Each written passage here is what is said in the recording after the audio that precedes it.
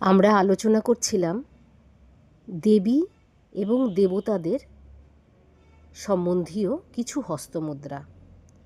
আমরা প্রথম পর্বে আলোচনা করেছি ব্রহ্মা, শম্ভু এবং বিষ্ণুকে নিয়ে। আজকে আমরা বলবো মা সরস্বতী। যখন বাঁ হাত দিয়ে অর্ধচন্দ্র মুদ্রা এবং ডান হাত দিয়ে সূচিহস্ত মুদ্রা দেখানো হয়, তখন মা সরস্বতীর হস্তমুদ্রা তৈরি হয়ে যায়। এরপরেই হলো পার্বতী।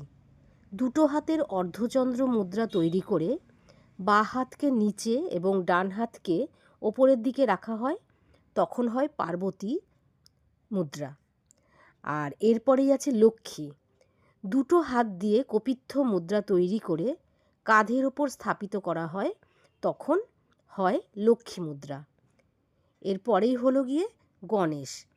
দুটো হাত দ্বারা কপিত্থ মুদ্রা তৈরি করে বক্ষস্থলে এবং জঙ্ঘা মধ্যখানে রাখলে গণেশ মুদ্রা হয়। এইভাবে আমরা মুদ্রাগুলো নৃত্যে ব্যবহার করতে পারি। যখন আমরা দেবদেবীদের প্রসঙ্গ আসে, তখন আমরা মুদ্রা দিয়েই দেবদেবীদের আমরা বোঝাতে পারি নৃত্যের মাধ্যমে। কপিত্থ হস্তমুদ্রা তৈরি করে বক্ষস্থলে আর জঙ্ঘার মাঝখানে